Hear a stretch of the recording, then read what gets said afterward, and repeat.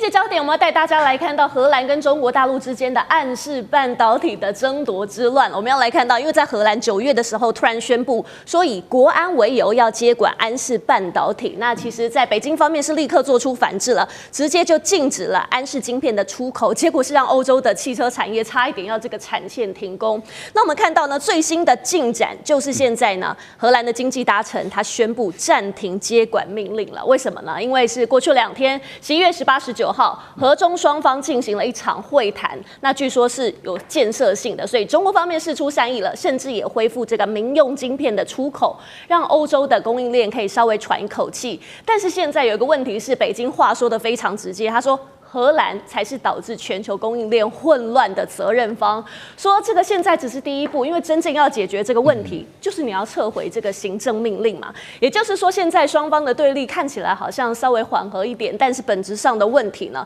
现在供应链的紧张也没有完全消失。中国文泰他最新的回应说，对安氏的控制权还是在受限的状态。所以想请教蔡委员，您看，中国一出手就是出口管制嘛，让欧洲的车厂也吓到了。你怎么看他们这个反制力道？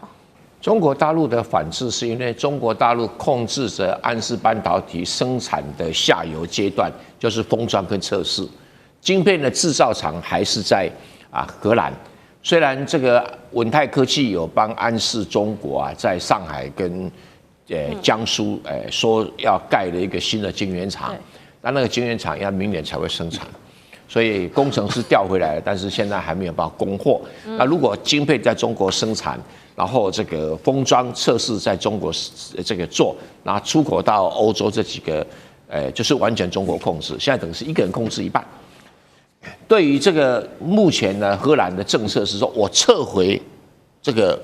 所谓的行政命令，可是北京是要你撤销行政命令，但是我是暂停，暂停。那这个是有差距，等于是暂时一个妥协的状态。我相信这个荷兰政府虽然是暂停，它不会再实施了。你再实施回到原状的话，那你不被欧洲一脚把它踩死。因为荷兰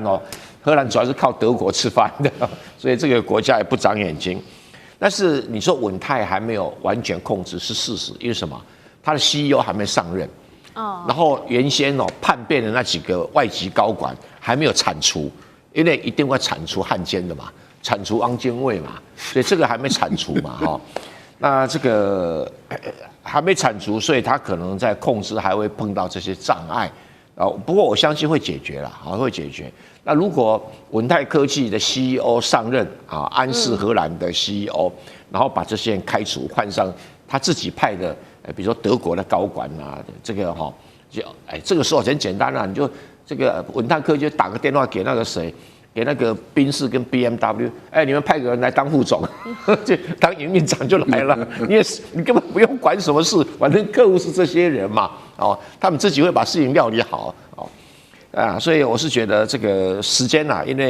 因为不至于说会一直僵下去，因为荷兰这个政府也快下台，下一任政府谁帮你收这个烂摊子，根本懒得管嘛那这个安氏之乱应该是给欧洲一个很大的教训，就是说你要欺负中国的企业，那你要垫垫斤两那第二个你要脱离中国的供应链，你要考虑你成本有多高风险有多大然后第三个。还是跟中国好好相处比较实际，这从来没有中国找你麻烦，都是你们找中国麻烦中国没事干就找你麻烦。中国是哲学是和气生财嘛，大家有钱一起赚嘛。当然讲的比较高远一点，名字叫什么？人类生命共同体。其实有钱大家赚，好吧？你自己荷兰不长眼睛，你听到这个美国说有要什么50%的这种渗入法，你就主动跑去当打手，还没想到美国躲到一边去，不干我的事你不是丢在这个马路上挨揍嘛？所以荷兰给个教训，其实也会给欧洲很多国家一个很好的教训。好，其实这一场晶片之乱呢，真的是全球都在关注了。怎么说呢？因为安氏的这个晶片呢，它不是说这种很炫很厉害的尖端的这种 AI 晶片，它做的就是现在呢欧洲最缺、最怕被卡脖子的这种晶片，它做的就是功率半导体、车用还有工控的这一种晶片。那像是很关键的电动车、机械手臂、军工设备，通通都是靠他们。好，其实除了和中两国呢，包含了欧盟各国，这一次大家也都跳进来很关注，就是因为欧洲的汽车大厂，包含刚刚蔡委员提到的宾士啊、BMW 还有 Volkswagen， 其实他们都是安氏的大客户。简单来说，就是被安氏绑着嘛。所以呢，现在不只是监管并购，他们是在保护自己的产业命脉。那我们今天想探讨的，包括刚刚蔡委员其实刚才也稍微帮我们提到了，想请教赖教授，您来看安氏它晶片这个背后牵动的，其实是不是还包括美国对中国科技政治封锁的这个红线呢？我个人是这样认为了，美国丢一个饵出来，然后看哪一些强盗、哪一些贪心鬼啊、贪吃鬼就过来咬这个饵啊。那这个很明显的就是荷兰的右翼政府。荷兰的右翼政府，它基本是法西斯政党嘛，然后他看到美国丢出来这个饵了以后，就迫不及待的想来吞这个饵了啊。那为什么这样子来做比喻呢？就是说，本来安氏在荷兰是一个赔钱的企业，啊，亏损累累，已经要倒了，所以后来是中国用全资把它买下来，所以中国的控股是100%。然后中国买下来了以后，由于中国的 CEO 的经营能力很强，然后以中国的市场作为基础、作为基底啊，所以它开始赚钱了。所以它变成从一个亏损的企业到赚钱的企业，它也给当地的荷兰人创造了很多的就业机会啊，然后也满足了欧洲的各个车商他们稳定的这些晶片的来源，其实是多赢，也就不只是双赢。是多赢的一个局面，但是这个右翼的政府就贪吃鬼啊，他看到一个从亏损到有钱的到赚，而且他赚很多钱，赚了很多钱的这个企业的时候，他就想利用美国人的手，想把这个企业吞下来，所以他是一个强盗，他就是要强抢这个中国人的财产，这是第一个。第二个呢，我们提到的就是他知道这个晶片的公司。他虽然不是做高阶的晶片，例如说他在荷兰这个部分是做设计，然后他的生产制造事实上是在德国，他在德国生产制造完了以后，然后的晶片嘛，然后再送回中国的深圳，在这个地方进行封测，最后封装，然后再运回去给德国的汽车来使用，是采用这样的一种方式。所以基本上来讲是全球的产业链的一部分。好，荷兰他认为他控制了这个晶片以后，他事实上对德国他就有更大的影响力了，因为德国、美国部分的还有日本部分的厂，那他等于是他们全世界的60%的欧洲厂的晶片都控制在荷兰手中，这个右翼政府就更有筹码了嘛。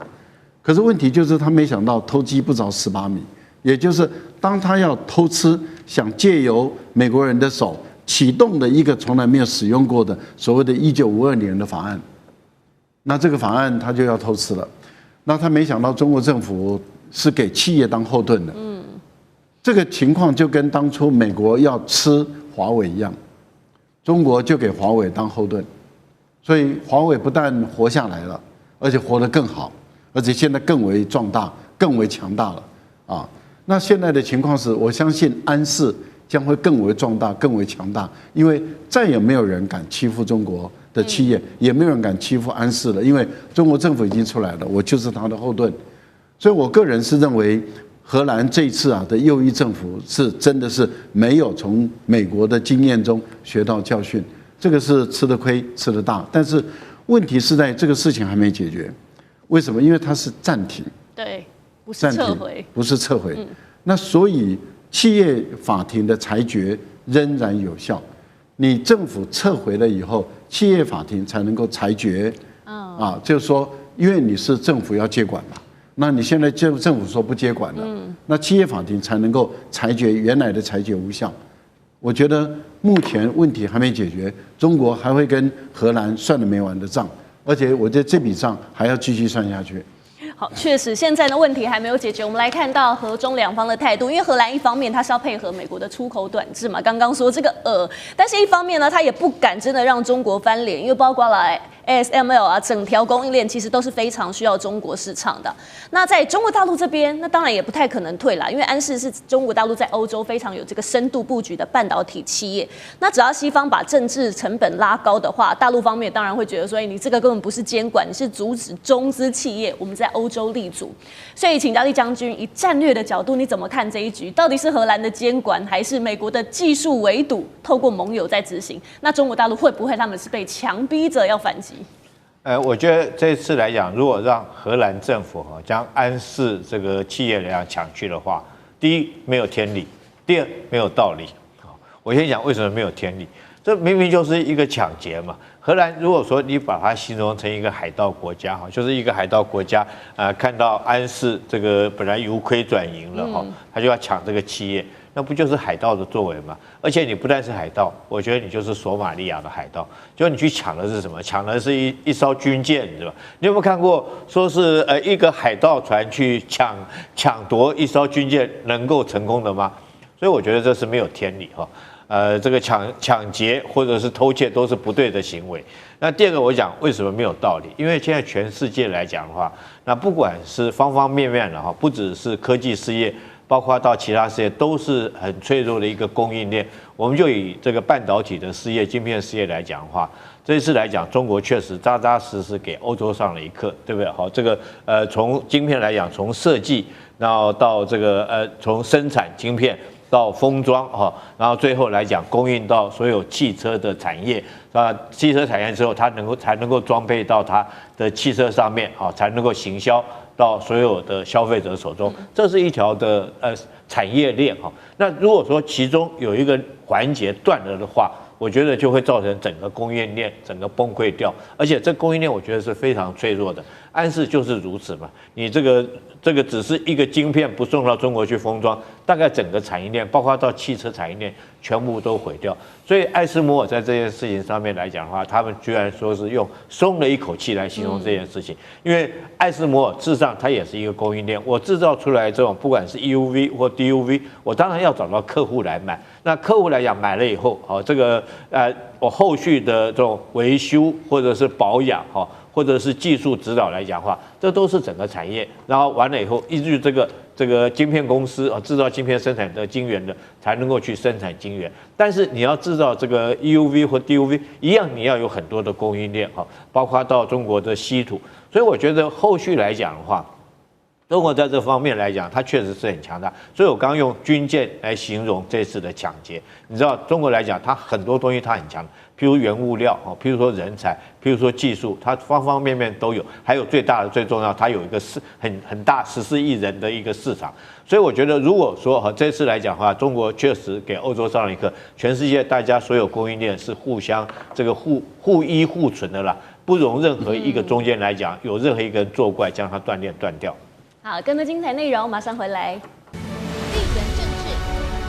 美中之争、战略价值、强权崛起。